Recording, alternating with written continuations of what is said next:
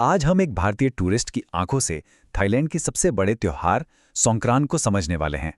इसके लिए हम एक पर्सनल ट्रैवल ब्लॉग की मदद लेंगे और देखेंगे कि उन्हें यह अनुभव कैसा लगा।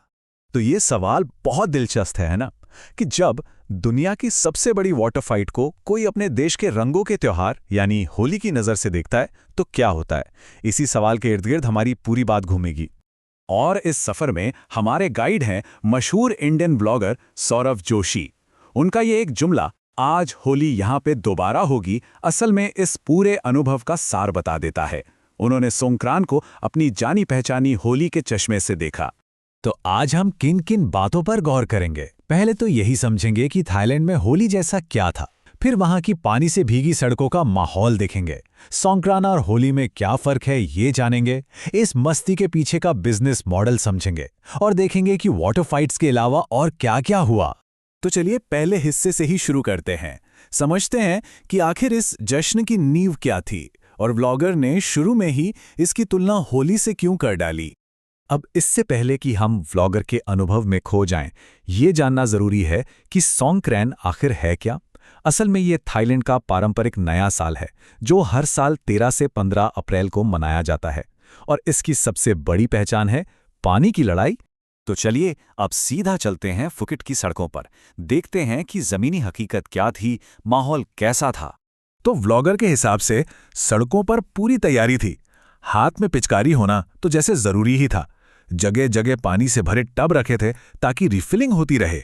और मजे की बात, कुछ लोग तो बर्फीले ठंडे पानी का इस्तेमाल कर रहे थे। कहीं कहीं फोम पार्टीज भी चल रही थीं। मतलब सड़कें लोकल लोगों और टूरिस्ट से खचाखच भरी हुई थे। अब आते हैं इस विश्लेषण के सबसे मजेदार हिस्से पर। व्लॉगर ने जिस तरह से दोनों त्योहारों की तुलना की है, उसे जरा गहराई से समझते हैं। देखिए, सबसे बड़ा और बुनियादी फर्क तो रंग का ही है।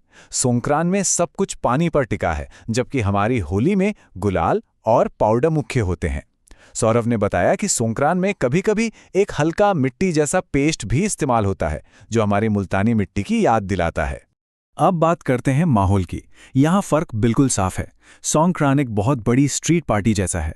व्लॉगर ने तो ये तक कहा कि वहाँ का पार्टी वाला माहौल थोड़ा अजीब हो सकता है, इसलिए शायद पेरेंट्स को साथ लाना ठीक ना हो। वहीं दूसरी ओर होली ज्यादातर एक फैमिली और कम्युनिटी इवेंट होता है।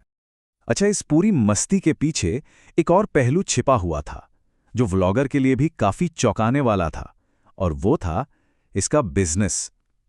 मतलब इस त्योहार का अपना एक अर्थशास्त्र है। खर्च की शुरुआत होती है सबसे जरूरी हथियार से, यानी वाटर गन। व्लॉगर ने बताया कि मोल भाव करने के बाद भी एक हाई पावर वाली वाटर गन उन्हें 1000 बात की पड़ी। और कहानी यहीं खत्म नहीं होती। खर्च तो बार बार होता है।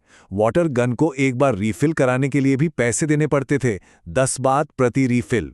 तो सवाल उठता है कि पानी के लिए पैसे क्यों? वजह साफ थी। ये जो पानी बेचा जा रहा था वो साफ और ताज़ा था। पास में समंदर तो था, लेकिन उसके खारे पानी को कोई इस्तेमाल नहीं कर रहा था, और ये अच्छी बात भी है। अब इस पूरे शोर शराबे और हंगामे से थोड़ा हटकर देखते हैं। दिन में कुछ शांत पल भी थे, जो इस यात्रा का एक बिल्कुल अलग ही पहलू दिखाते हैं।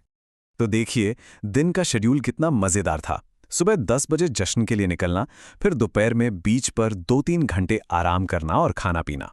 उसके बाद फिर से वाटर फाइट्स और फोम पार्टी में शामिल होना, और शाम को जब सब थक कर होटल लौटे तो शॉपिंग के लिए एक ऐसे मॉल में गए जो हैरान करने वाली बात थी कि बिल्कुल खाली था। और ये बात इस कोट से एकदम साफ हो जाती है। व्लॉगर ने कहा, मॉल पूरी तरह से खाली है क्योंकि हर कोई बाहर वाटर गन से खेल रहा है। इससे पता चलता है कि ये त्योहार शहर की जिंदगी पर किस कदर हावी हो जाता है। तो चलिए अब इस पूरे विश्लेषण को समेटते हैं। व्लॉगर के इस लंबे और थका देने वाले दिन से आखिर में क्या निष्कर्ष निकले? सबसे पहले तो ये देखिए, एक दिन में 18,500 स्टेप्स, यानी लगभग 14 किलोमीटर पैदल चलना। इससे आप अंदाजा लगा सकते हैं कि ये दिन फिजिकली कितना थकाने वाला रहा होगा। तो इस अनुभव से मिले मुख्य सबक क्या हैं? पहली बात, सोंक्रान एक बहुत ही इंटेंस पूरे दिन का फिजिकल इवेंट है। दूसरी, होली से इसकी तुलना भले ही हो, पर यह अपने आप में एक बिल्कुल अलग कल्चरल एक्सपीरियंस है। इसका एक मजबूत कमर्शियल पहलू भी है। और हाँ, इसका पार्टी वाला माहौल शायद हर किसी को, खासकर फैमिली वालों को, रास ना आए। और आखिर में पूरा शहर इस त्योहार के रंग में रंगा होता है। और जाते जाते ये एक सोचने वाला सवाल है कि जब कोई सांस्कृतिक परंपरा एक ग्लोबल टूरिस्ट अट्रैक्शन बन जाती है तो वो क्या पाती है और शायद क्या खो देती है, इस पर जरूर सोचिएगा।